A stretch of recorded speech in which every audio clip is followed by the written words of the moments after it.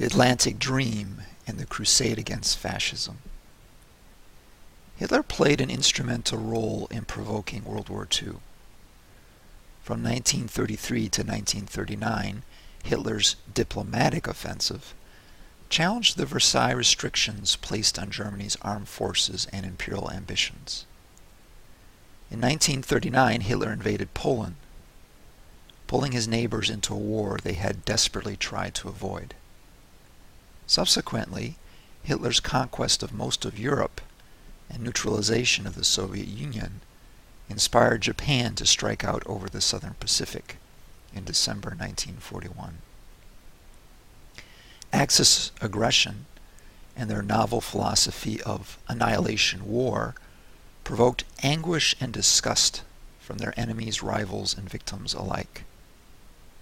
In the 1941 Atlantic Charter, Roosevelt and Churchill framed World War II as nothing less than a struggle between Christian civilization against Nazi barbarism. Marshal Stalin was less enthusiastic about the liberal language of this document, but the Russian people were equally appalled by the German invaders that brutalized their mothers, sisters, and sons. From 1941 to 1945, the global anti-fascist alliance increasingly aligned itself with the goals spelled out in the Atlantic Charter, endorsing its vision during war conferences, while mobilizing neutral states to join the crusade against evil fascism, and to remake the world according to the twin principles of peace and prosperity.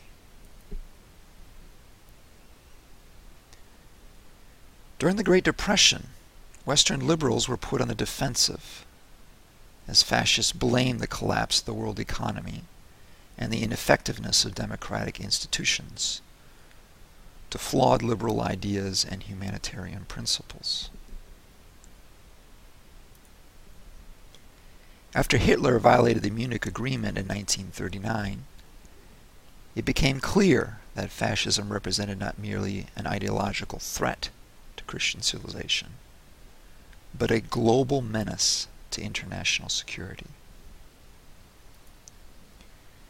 Churchill was the most colorful defender of liberalism, casting the war as a global struggle between Nazi barbarism against Christian civilization. Following the Nazi conquest of Europe, Churchill, in his famous blood, tears, toil, and sweat speech, rallied the reluctant British people to fight a war of uncertain prospects.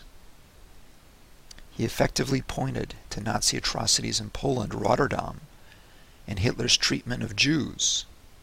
In this way, Churchill made a compelling case that English-speaking peoples were fighting for nothing less than the preservation of British decency, the English language, and Western civilization.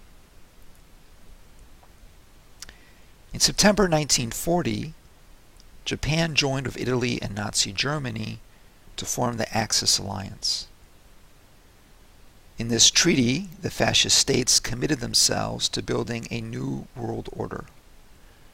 This was a reference to their mutual hatred of the Versailles settlement and its liberal values that they felt had cheated them from the global resources and their rightful place in the international system. In July 1941, Roosevelt invited Churchill to meet him secretly off the waters of Newfoundland. Churchill hoped for a firm alliance. Instead, Roosevelt suggested a joint statement of principles in which the remaining liberal democracies would endorse the sacred values of human rights, free trade, and individual freedom.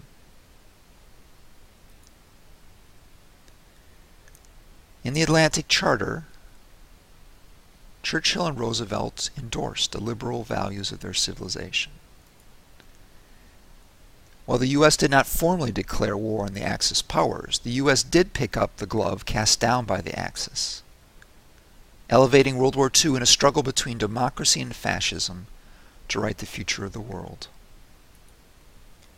The world quickly christened the Joint Declaration the Atlantic Charter, and subsequently international statesmen and national leaders would endorse its values to justify their policies or in planning post-war reform. When the Grand Alliance met at YALTA in February 1945, the Axis were all but defeated. With peace in sight, however, the differences between Stalin and the West were magnified and became more transparent. At YALTA, a tangible chill surfaced among the Grand Alliance. Ultimately, the Big Three resolved to stay the course. They tabled their differences and planned the advance of their armies into Germany. As American troops advanced upon Buchenwald, General Dwight Eisenhower brought in camera crews to expose to all the world the terrible atrocities of the Nazis. The international community had generally understood that Hitler persecuted Jews, but the footage of bulldozers moving mounds of bodies offered powerful vindication to the Western viewers that they were fighting the good war against fascist barbarism. In May 1945, Germany surrendered, and the world erupted into frenzied celebrations, from Piccadilly Circus in London to Yonge Street in Toronto to liberated towns of Holland and the dusty villages of Algeria. But in these celebrations lurked a hollowness. War widows in Germany awoke to find their cities choked with rubble. American GIs were going to ship out to continue the fight against Japan. And in Sétif, Algeria, a VE Day celebration degenerated into a massacre when French settlers took exception to Algerians chanting self-determination.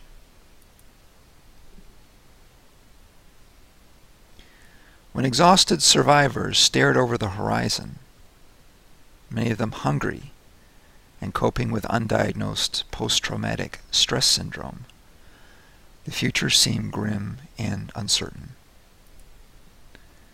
The first task for survivors was to rebuild Europe, reconstruct factories, repair bridges, and recondition trains, and just get the economy moving again.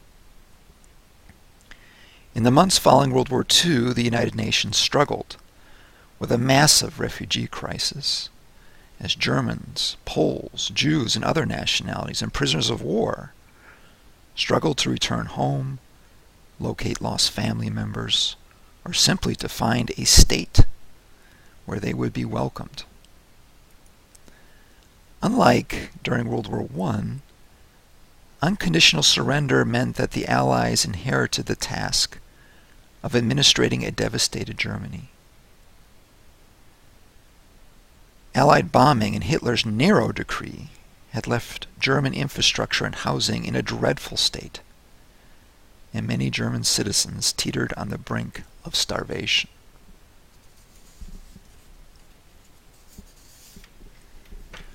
For Europe's great powers, especially those evicted by the Japanese in Asia, they faced the task of reestablishing unwelcome colonial administrations.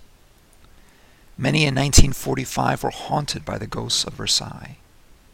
In 1919, Wilson had promised reforms to outlaw war as an instrument of national policy.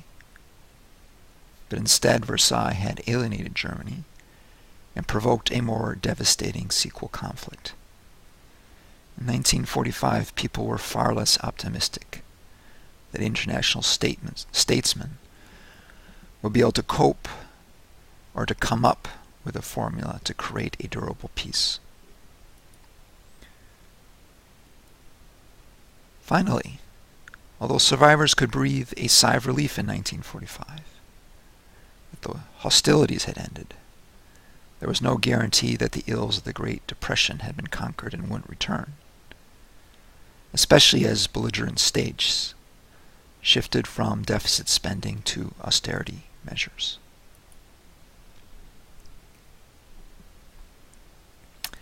Canadians often remember World War II as a good war, but contemporary survivors had a darker outlook. Catastrophe emerged as the most popular term to describe the post-war sentiment and popular experience of World War II. It would take years to rebuild cities and millions of dollars in capital to recondition battered factories. The depression of survivors was amplified by the sense that this devastating war was an avoidable catastrophe that Hitler had thrust upon the world despite being offered a reasonable compromise. Death camps like Buchenwald not only incriminated Hitler and the Nazis, but raised troubling questions about the human spirit. Survivors felt that the world had taken an awful wrong turn, while Americans breathed a sigh of relief that Japan had surrendered. It was clear that nuclear weapons were a class apart. While technology had the ability to raise living standards, Hiroshima also raised deep questions about whether humanity had the wisdom to master it. The modern world system had been driven by a powerful faith in the myth of progress. In the destructive wake of World War II, it was difficult to uphold European modernity and Western institutions as a role model for the world. The multitude of atrocities committed during the war raised troubling questions about human nature and the existence of God.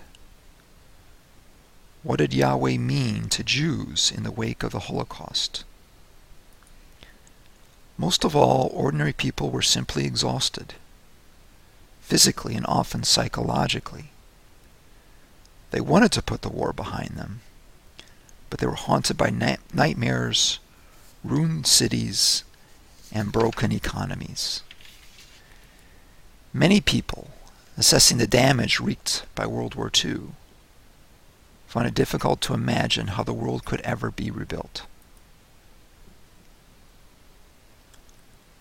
So all these conditions led to a revolutionary moment, a period of extraordinary time where ordinary people felt compelled to take the stage and give expression to their fears and their hopes. The Atlantic Charter had exhorted people to sacrifice in order to safeguard Western civilization, humanitarian values, individual freedom, and democracy. Having elevated World War II into a people's crusade, now ordinary people demanded that the principles for which they had fought and died would become manifest in a new international system. Civilians had been World War II's most typical casualty, and among exhausted and starving survivors there emerged a powerful sentiment that this catastrophe must never again recur. This sentiment was so deep and profound that it was nearly universal across the globe and created pressure on international statesmen and national leaders to bring the Atlantic dream for a better world into fruition. Already during wartime conferences, Allied statesmen had taken to the habit of invoking the Atlantic principles. By embracing the peace and prosperity slogan, they created an informal contract with ordinary people to bring about a better post-war world.